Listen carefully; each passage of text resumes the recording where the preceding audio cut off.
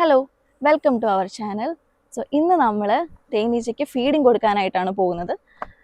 നമ്മൾ ഒരു ജനുവരി ഫെബ്രുവരി ആ ഒരു ടൈമിൽ ഈ തേനീച്ച കൂട്ടിൽ ശേഖരിച്ച് വെച്ചിരിക്കുന്ന തേനെല്ലാം നമ്മൾ എക്സ്ട്രാക്ട് ചെയ്തെടുക്കും.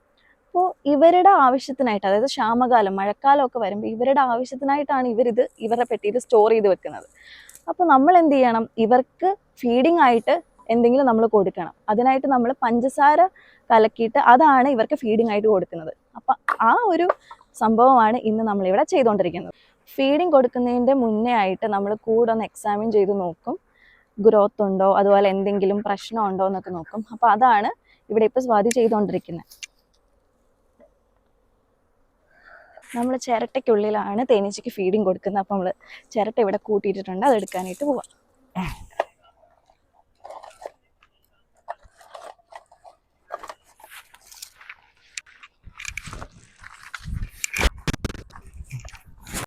ഈ കപ്പിൽ നമ്മൾ അടിയിൽ ആ ഒരു കുഴിവ് ജസ്റ്റ് ഒന്നിങ്ങനെ അമക്കും. അതുപോലെ അതിൻ്റെ ആ ഒരു സോഫ്റ്റ്നെസ് ഒക്കെ നമ്മളൊരു സാൻഡ് പേപ്പറോ എന്തെങ്കിലും വെച്ചിട്ട് ഇങ്ങനെ കളയും.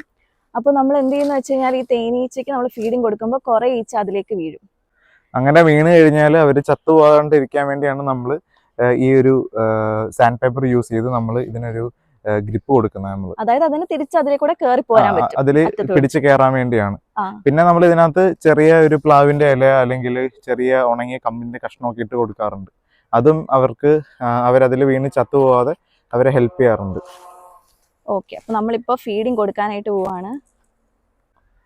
ഇങ്ങനെയാണ് നമ്മൾ ഇപ്പൊ ഹണി ചേമ്പർ എല്ലാം ഒഴിവാക്കിയിട്ട് നമ്മൾ ഫീഡിങ് കൊടുക്കാനായിട്ടുള്ള കപ്പ് വെക്കുന്നത്. ഇപ്പൊ നമ്മൾ ഇതിലേക്ക് ഷുഗർ സിറപ്പ് ഒഴിച്ച് കൊടുക്കുകയാണ് ചെയ്യുന്നത്.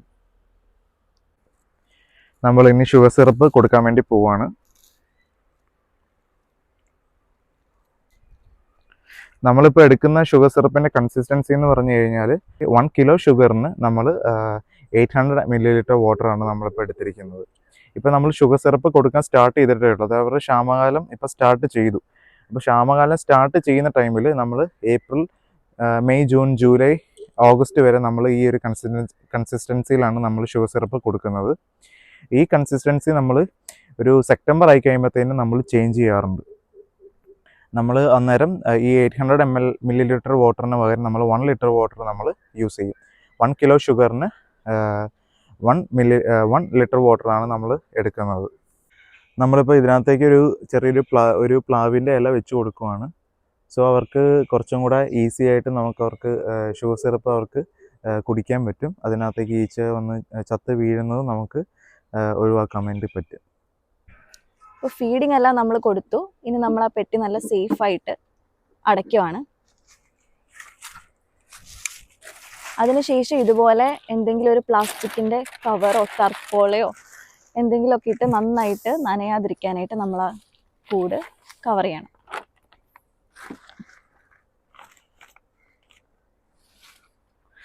പിന്നെ ഈ ഷുഗർ സിറപ്പ് കൊടുത്തത് കൊണ്ട് സ്മെല്ല് പിടിച്ച് ഉറുമ്പുകളൊക്കെ ധാരാളം വരാൻ ചാൻസ് ഉണ്ട്. അപ്പോൾ നമ്മൾ ഈ ഒരു സ്റ്റാൻഡിൻ്റെ അടിയിൽ എപ്പോഴും ഈ ഒരു കപ്പിൽ നമ്മൾ ഓയില് അല്ലെങ്കിൽ ഉപ്പുകല്ലും ഈ വേപ്പെണ്ണയൊക്കെ നമുക്ക് ഒഴിക്കുന്ന. ഞാനിപ്പോൾ യൂസ് ചെയ്തിരിക്കുന്നത് നമ്മുടെ ഈ യൂസ് ചെയ്തിട്ടുള്ള ഓയിലാണ്.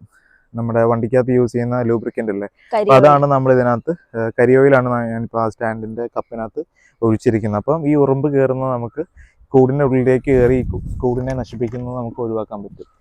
ഒരു കൂട്ടം ഉറുമ്പ് ഈ ഒരു കോളനിയിലേക്ക് കയറി കഴിഞ്ഞാൽ ഈച്ച ആ കൂട് ഉപേക്ഷിച്ച് പോകാനായിട്ട് ചാൻസ് കൂടുതലാണ്.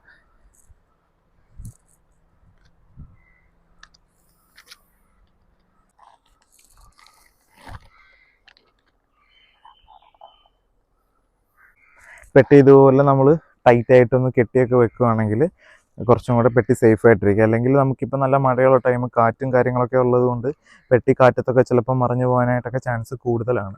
അതിൽ നിന്നൊക്കെ നമുക്ക് ഈ ഒരു പെട്ടിയെ പ്രൊട്ടക്റ്റ് ചെയ്യാം.